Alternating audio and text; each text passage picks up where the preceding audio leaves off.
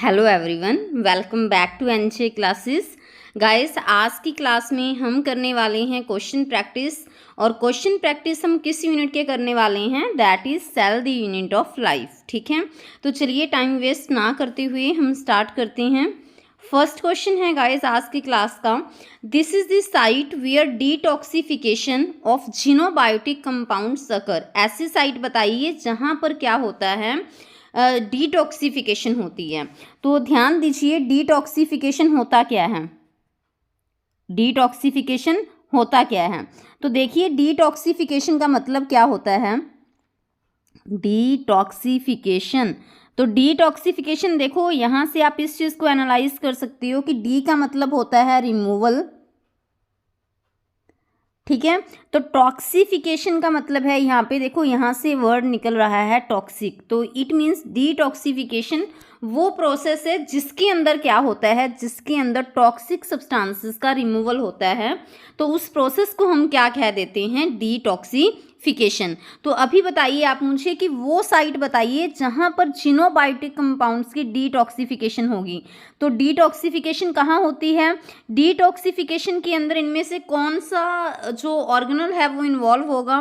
तो A option है rough endoplasmic reticulum, B है राइबोसोम, सी है साइटोसोल एंड डी है स्मूथ एंडोप्लाज्मिक रेटिकुलम। तो मैंने आपको क्लासेस में, थ्योरी क्लासेस में करवा चुकी हूँ कि डिटॉक्सिफिकेशन में कौन हेल्प करता है? Endoplasmic reticulum. और एंडोप्लाज्मिक रेटिकुलम के अंदर भी तो दो टाइप्स होते हैं, रफ और स्मूथ। तो उनमें से कौन हेल्प करेगा? स्पेसिफिक स्मूथ एंडोप्लाज्मिक रेटिकुलम, जो कि किसके अंदर हेल्प करते हैं? जो कि हेल्प करेंगे डिटॉक्सिफिकेशन के अंदर। तो यानी कि वो टॉक्सिक सब्सटेंसेस के रिमूवल में हेल्प करते हैं। ये ईआर का हमारे लिए बहुत अच्छा फायदा है। ठीक है, नेक्स्ट मूव करते हैं नेक्स्ट क्वेश्चन की तरफ। सेकेंड क्वेश्चन है हमारे पास, sarcoplasmic reticulum is found in. कि सार्कोप्लाज्मिक रेटिकुलम कहाँ पाया जाता है? ए है हमारे पास लीवर सेल, बी है किडनी सेल, सी है मसल सेल एंड डी है न्यूरॉन्स। तो देखिए, मैंने आपको बताया था कि जब एंडोप्लाज्मिक रेटिकुलम कहाँ मिलता है? मसल्स के अंदर। एंडोप्लाज्मिक रेटिकुलम जब मसल सेल्स के अंदर पाया जाता है ना, तो उसी को एक स्पेशल नेम दे दिया जाता है, क्या? Sarcoplasmic reticulum. तो इट मीन्स सार्कोप्लाज्मिक रेटिकुलम एक ऐसा एंडोप्लाज्मिक रेटिकुलम है जो कि कहाँ मिलेगा? मसल सेल में। सो सी ऑप्शन है वो हमारा यहाँ पे करेक्ट आंसर। हाँ जी, थर्ड क्वेश्चन है हमारा, sarcoplasmic reticulum is associated with, A है हार्मोन सिंथेसिस, बी है प्रोटीन सिंथेसिस, सी है release of calcium ion from muscle contraction and D है हमारे पास नन ऑफ दी अबव। तो देखिए, मैंने जैसा कि आपको प्रीवियस क्वेश्चन में भी बताया कि sarcoplasmic reticulum is nothing but it is endoplasmic reticulum जब वो कहाँ मिलता है? मसल सेल के अंदर। ठीक है, तो मसल्स के अंदर जब एंडोप्लाज्मिक रेटिकुलम पाया जाता है तो उसी को हम बोल देते हैं सार्कोप्लाज्मिक रेटिकुलम। तो अभी देखिए कि जो ये सार्कोप्लाज्मिक रेटिकुलम है ये किसके साथ एसोसिएटेड होगा? थ्योरी क्लास में आपको बताया गया कि जो सार्कोप्लाज्मिक रेटिकुलम है वो क्या काम करता है? वो कैल्शियम 2 पॉजिटिव आयन को क्या करेगा? स्टोर करेगा। और एनर्जी रिच कंपाउंड्स को क्या करेगा? स्टोर करेगा। और फर्दर अभी ये किस में हेल्प करते हैं? फिर जो ये कैल्शियम 2 पॉजिटिव आयन है, एनर्जी रिच कंपाउंड्स हैं, ये हेल्प करेंगे किसके अंदर? मसल कॉन्ट्रैक्शन में। तो इसी वजह से हम कह सकते हैं कि जो सार्कोप्लाज्मिक रेटिकुलम है वो किसके साथ एसोसिएटेड है? वो एसोसिएटेड है रिलीज ऑफ कैल्शियम आयन, क्योंकि वो कैल्शियम आयन को स्टोर करता है जो कि फर्दर किस में हेल्प करेंगे? मसल कॉन्ट्रैक्शन के अंदर। Is it clear? Next question है, एसईआर प्रोड्यूसेस, एसईआर इनमें से क्या प्रोड्यूस करते हैं? ए है न्यूक्लिक एसिड, बी है कार्बोहाइड्रेट, सी है प्रोटीन एंड डी क्या है हमारे पास? लिपिड्स। तो बताइए क्या प्रोड्यूस करते हैं? तो देखो, आपको बताया गया है कि जो एंडोप्लाज्मिक रेटिकुलम जो कि 2 टाइप का होगा, एक होगा आरईआर एंड दूसरा होगा हमारे पास एसईआर। ठीक है, जो आरईआर है गाइस उसका काम क्या होता है? इसका काम है प्रोटीन फॉर्मेशन करना, प्रोटीन सिंथेसिस करना। और जो हमारे पास एसईआर है, एसईआर का मेन काम क्या है? लिपिड सिंथेसिस करना। तो इट मीन्स जो एसईआर है वो क्या प्रोड्यूस कर रहा है? एसईआर गाइस यहाँ पे प्रोड्यूस कर रहा है क्या? लिपिड। तो इट मीन्स एसईआर क्या प्रोड्यूस करता है? क्या आंसर हो जाएगा हमारे पास? Option D, that is lipids. Okay, next है DNA is not present in, DNA इनमें से कहाँ प्रेजेंट नहीं होगा? ए है क्लोरोप्लास्ट, बी है न्यूक्लियस, सी है माइटोकॉन्ड्रिया एंड डी है हमारे पास राइबोसोम। तो बताइए डीएनए कहाँ प्रेजेंट नहीं होगा इनमें से? तो देखो आपको पता है कि जो न्यूक्लियस है, न्यूक्लियस के अंदर तो देखो जो जेनेटिक मटेरियल है डीएनए वो प्रेजेंट रहता ही है, ठीक है। और सेकंड थिंग आपको ये भी ध्यान रखना है कि हमारे पास सेल के अंदर, अगर हम प्लांट सेल की बात करें, क्योंकि एनिमल सेल में तो सिर्फ माइटोकॉन्ड्रिया ही होगा, क्लोरोप्लास्ट तो प्लांट सेल में होगा, है ना। सो सेल की अगर हम बात करें जनरली, तो सेल के अंदर 2 क्या होते हैं? सेमी ऑटोनोमस ऑर्गेनल होते हैं, सेमी ऑटोनोमस ऑर्गेनल होते हैं, ठीक है। वो सेमी ऑटोनोमस ऑर्गेनल है कौन कौन से? वो सेमी ऑटोनोमस ऑर्गेनल है हमारे पास क्लोरोप्लास्ट, ठीक है, और एक है माइटोकॉन्ड्रिया, ठीक है। इन दोनों को हम क्या कह देते हैं?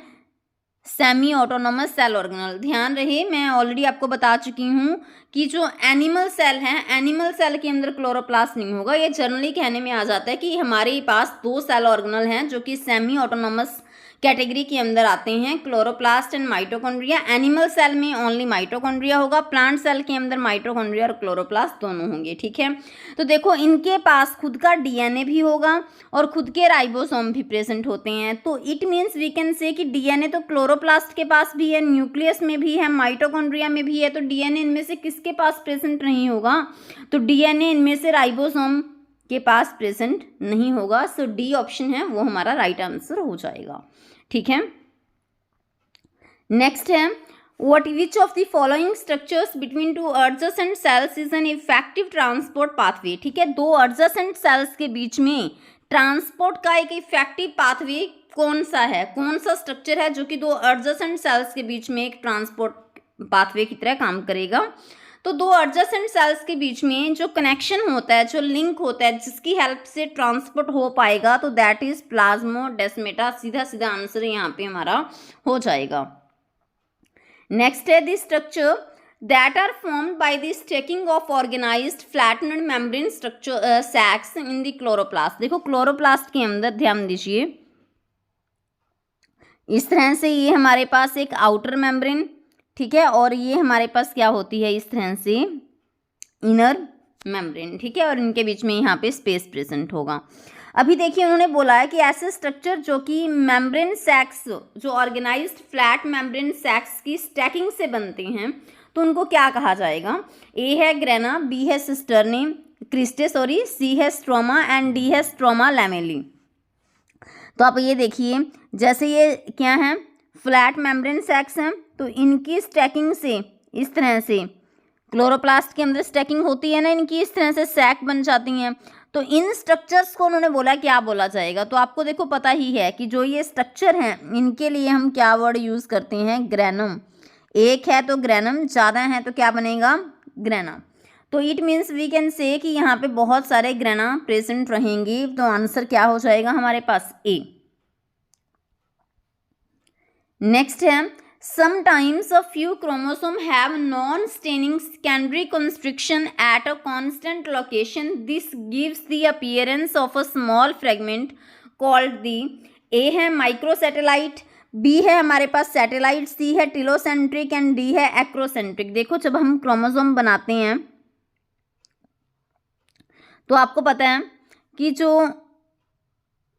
ये तो क्या हो जाता है हमारे पास? ये तो हो जाएगा प्राइमरी कंस्ट्रिक्शन, ठीक है। और यहाँ पर जब सेकेंडरी कंस्ट्रिक्शन होती है तो इस तरह से बन जाएगा, ठीक है। तो इसको हम क्या कहते हैं? वही उन्होंने पूछा गया है कि ऐसे में जो कंस्ट्रिक्शन सेकेंडरी कंस्ट्रिक्शन होती है तो इसको बोलेंगे क्या? इस appearance of a small fragment, इस अपीयरेंस जो स्मॉल फ्रेगमेंट की अपीयरेंस है तो उसको क्या कहा जाएगा? तो बताइए इसको क्या क्या नेम दिया जाएगा?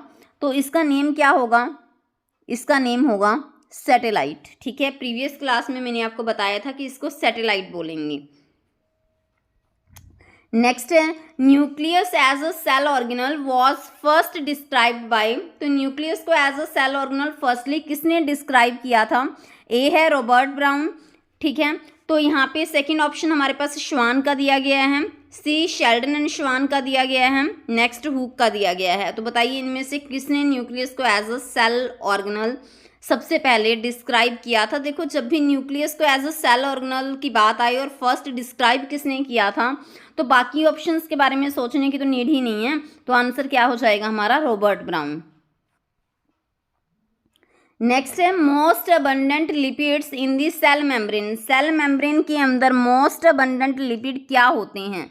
तो देखिए सेल मेम्ब्रेन के अंदर जो ज़्यादातर, अबंडेंट का मतलब है यहाँ पे ज़्यादा लिपिड कौन से प्रेजेंट होते हैं। ए है फोस्फोलिपिड्स, बी है हमारे पास सेरेब्रोसाइड्स, सी है ग्लाइकोलिपिड्स एंड डी है नन ऑफ दीज। तो जो सेल मेम्ब्रेन है, सेल मेम्ब्रेन के अंदर लिपिड प्रेजेंट होते हैं ना, और लिपिड के अंदर जो सबसे ज़्यादा लिपिड्स प्रेजेंट होंगे मोस्ट अबंडेंट, तो वो कौन से होते हैं गाइस, फोस्फोलिपिड्स। नेक्स्ट है bacterial flagella is made up of. Bacteria के अंदर आपको पता है बैक्टीरिया क्या है, प्रोकैरियोटिक। क्या है ये, प्रोकैरियोटिक, ठीक है। तो बैक्टीरिया जो कि प्रोकैरियोटिक है, तो बताइए क्या इनके अंदर फ्लैजेला प्रेजेंट होता है, बिल्कुल होता है ना। तो बैक्टीरिया के अंदर अगर फ्लैजेला प्रेजेंट है तो वो फ्लैजेला किससे बनेगा, फ्लैजेला एक प्रोटीन से बनता है, और वही यहाँ पे क्वेश्चन पूछा गया है कि बताइए कि वो किस प्रोटीन से बनेगा। ए है ट्यूबुलिन, बी है फ्लैजेलिन, सी है काइटिन एंड डी है नन ऑफ दीज। तो बताइए फ्लैजेला बैक्टीरिया का किस प्रोटीन से मिलके बनेगा। तो जो बैक्टीरिया का फ्लैजेला है वो किससे मिलके बनता है, फ्लैजेलिन प्रोटीन से। नेक्स्ट है which of the following is present in both prokaryotic and eukaryotic cell. इनमें से कौन सा प्रोकैरियोटिक और यूकैरियोटिक सेल दोनों के अंदर प्रेजेंट है। प्रोकैरियोटिक सेल जैसे कि बैक्टीरिया, और यूकैरियोटिक सेल हम ह्यूमन बींग्स के सेल, प्लांट सेल ले सकते हैं यहाँ पे। तो आप मुझे ये बताइए कि जो माइटोकॉन्ड्रिया है ये तो मेम्ब्रेनस ऑर्गेनल है ना, ठीक है। एंडोप्लाज्मिक रेटिकुलम इसकी भी मेम्ब्रेन होती है, न्यूक्लियस की भी मेम्ब्रेन होती है। तो प्रोकैरियोटिक सेल के अंदर तो गाइस जो मेम्ब्रेन बाउंड सेल ऑर्गेनल है वो तो एब्सेंट ही होते हैं। तो इट मीन्स ये तो फिर प्रोकैरियोटिक सेल के अंदर होंगे ही नहीं ना। तो प्रोकैरियोटिक सेल के अंदर तो न्यूक्लियोइड होता है, न्यूक्लियस नहीं होता, ठीक है ना। तो एंडोप्लाज्मिक रेटिकुलम, माइटोकॉन्ड्रिया, ये सब तो प्रोकैरियोटिक सेल के अंदर एब्सेंट रहेंगे। तो इट मीन्स हम कह सकते हैं कि ये तीनों क्या हैं, ये तो यूकैरियोटिक सेल के अंदर हैं। बट जो राइबोसोम है ये प्रोकैरियोटिक सेल में भी मिलता है और यूकैरियोटिक सेल में भी मिलता है। और क्वेश्चन हमारे पास यही है कि ऐसा सेल ऑर्गेनल बताओ इनमें से जो कि प्रोकैरियोटिक और यूकैरियोटिक दोनों में है। तो आंसर हमारा क्या हो जाएगा गाइस, यहाँ पे राइबोसोम। नेक्स्ट है which is called suicidal bag. इनमें से सुसाइडल बैग किसको कहा जाता है। ए है सेंट्रोसोम, बी है लाइसोसोम, सी है मिसोसोम एंड डी है क्रोमोसोम। तो सुसाइडल बैग किसका निकनेम है, सुसाइडल बैग कहा जाता है गाइस लाइसोसोम को, ठीक है। जो लाइसोसोम होते हैं ना, लाइसोसोम, तो लाइसोसोम अगर हम बनाते हैं तो इस तरह से लाइसोसोम की मेम्ब्रेन होती है और अंदर इसके क्या होते हैं, डाइजेस्टिव एंजाइम्स होते हैं, ठीक है।